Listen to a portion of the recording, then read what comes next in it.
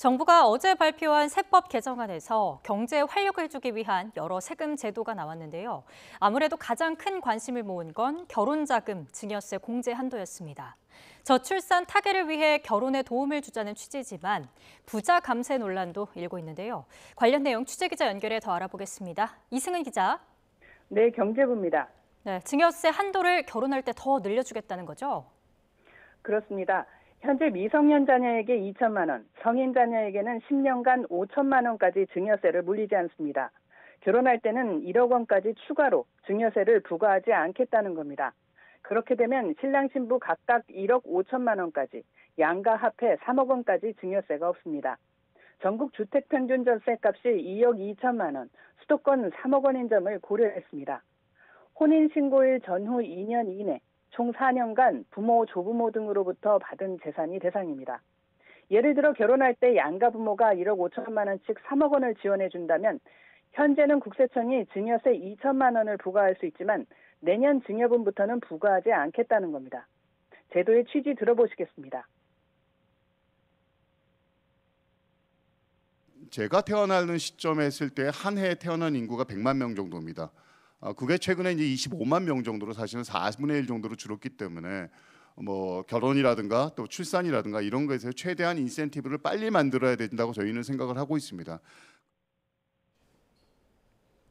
네, 꼭 신혼집 마련에만 써야 하는 건지 세부적인 내용도 함께 전해주시죠. 네, 정부는 용도 제한은 두지 않기로 했습니다. 꼭 신혼집 마련에 쓰지 않아도 되는 겁니다. 부모 집에 살면서 청약주택 입주를 기다린다든지 다양한 경우가 있고 용도를 제한한다면 일일이 증빙 자료를 제출해야 해서 번거롭다는 점, 또 이 증빙을 확인하기 어렵다는 점도 고려됐습니다. 현금이 아닌 부동산이나 주식, 코인 등도 공제 가능합니다. 재혼할 때도 공제받을 수 있습니다. 내년 1월 1일 증여분부터 적용할 계획이어서 올해 결혼 자금을 받았다면 소급 적용되지는 않습니다. 결혼은 올해 했지만 내년에 자금을 받는 경우는 가능합니다. 기자 설명회에서 제도를 악용할 수 있지 않느냐는 질문이 나왔는데요. 당국자의 답변을 들어보시죠. 진짜 악용하고자 마음먹고 심한 경우에 뭐 오늘 이혼하고 내일 결혼하고 오늘 이혼하고 내일 결혼하고 그건 당연히 국세청에서 좁힙니다. 국세청에서 절대 가만두지 않습니다. 꼭 왜 새로운 사람하고만 재혼을 해야만이 부모님이 뭐 전세 자금을 대줄 수 있는 그런 요건이 돼야 되냐라는 측면에서 뭐 이혼하고 다시 혼인하는 경우에도 당연히 적용하도록 했고요.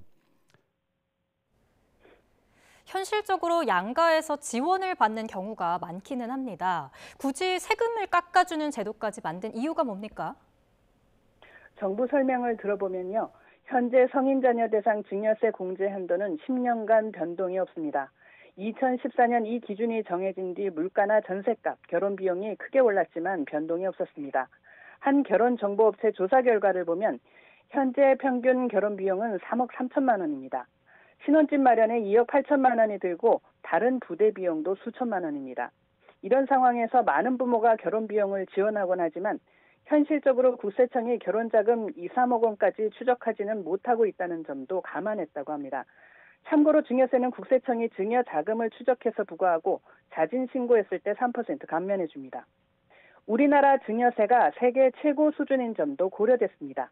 2021년 기준 우리나라 GDP 대비 상속 증여세수 비율은 0.7%로 OECD 최고 수준입니다. 최고 세율도 일본에 이어 두 번째입니다. 일본의 경우도 우리 돈 1억 원 정도는 결혼자금 공제 제도가 있습니다. 출산율 세계 최저인 상황에서 조금이라도 결혼에 도움을 주기 위한 정책이라고 정부는 강조합니다. 네, 이에 대해 부자 감세 논란도 나오고 있죠? 그렇습니다. 부모로부터 물려받을 게 있는 계층만 해당되는 혜택이어서 아닌 경우 상대적 박탈감이 있습니다.